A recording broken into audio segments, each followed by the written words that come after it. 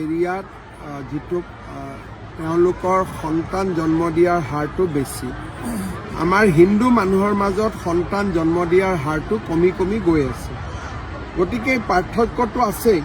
সেইকাৰণে আমি সকলো হিন্দু মানুহক কওঁ যে আপোনালোকে এজন সন্তানত নাথাকিব, অন্ততঃ দুজন জন্ম দিব লাগে। গতিকে যোনে পাৰে তিনিজনো জন্ম দিব লাগে। মুছলিম মানুহক আমি কওঁ যে 8টা 7টা নিদিব, কম কৰিব। হিন্দুক আমি কওঁ যে অলপ বেছিকৈ সন্তান কৰক, নহ'লে ঘৰখন চাবৰ কাৰণে কোনো নোহোৱা হ'ব। বৰপেটাৰ উত্তৰ পাৰৰ এটা ডাঙৰ সমস্যা ৰেল গেটটোক লৈ পেলাই। এতিয়া এটা ৰেল গেট আছে, সেই ৰেল গেটটো 7টা বজাত বন্ধ কৰি দিয়া ৰঞ্জিতাৰ লগত মই আলোচনা কৰি ল'ম, ক'ব আপুনি। অসমত এতিয়াও মৌলবাদী সক্ৰিয় হৈ আছে নেকি? মৌলবাদী অসমত ডেফিনেটলি সক্ৰিয় হৈ আছে আৰু বাংলাদেশৰ লগত আমি ওচৰ চুবুৰীয়া নেইবাৰ। গতিকে অসমত মৌলবাদীৰ সমস্যাটো বহুত দিনলৈ থাকিব। আজি 11 জন ধৰিছে, ডাঙৰ অপাৰেশ্যন এটা চলি আছে।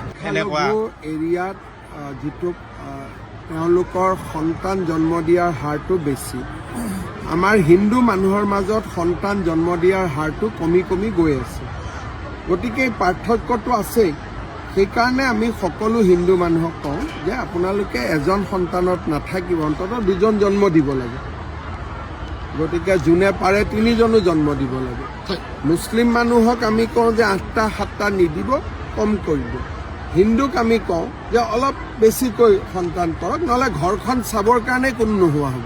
বৰপেটাৰ উত্তৰ পাৰৰ এটা ডাঙৰ সমস্যা ৰেল গেটটোক লৈ পেলাই। এতিয়া এটা ৰেল গেট আছে, সেই ৰেল গেটটো 7টা বজাত বন্ধ কৰি দিয়া ৰঞ্জিতাৰ লগত মই আলোচনা কৰি ল'ম, ক'ব আপুনি। অসমত এতিয়াও মৌলবাদী সক্ৰিয় হৈ আছে নেকি?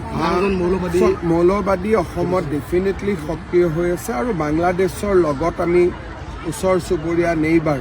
গতিকে অসমত মৌলবাদীৰ সমস্যাটো বহুত দিনলৈ থাকিব। আজি 11 জন ধৰিছে, ডাঙৰ অপাৰেশ্যন এটা চলি আছে। এৰিয়াত যিটো তেওঁলোকৰ সন্তান জন্ম দিয়াৰ হাৰটো বেছি। আমাৰ হিন্দু মানুহৰ মাজত সন্তান জন্ম দিয়াৰ হাৰটো কমি কমি গৈ আছে। গতিকে এই পাৰ্থক্যটো আছেই। সেইকাৰণে আমি সকলো হিন্দু মানুহক কওঁ যে আপোনালোকে এজন সন্তানত নাথাকিব, অন্ততঃ দুজন জন্ম দিব লাগে।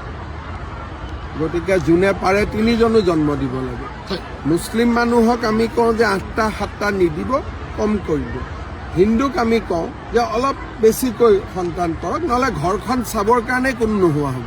বৰপেটাৰ উত্তৰ পাৰৰ এটা ডাঙৰ সমস্যা ৰেল গেটটোক লৈ পেলাই। এতিয়া এটা ৰেল গেট আছে, সেই ৰেল গেটটো 7টা বজাত বন্ধ কৰি দিয়া ৰঞ্জিতাৰ লগত মই আলোচনা কৰি ল'ম, ক'ব আপুনি।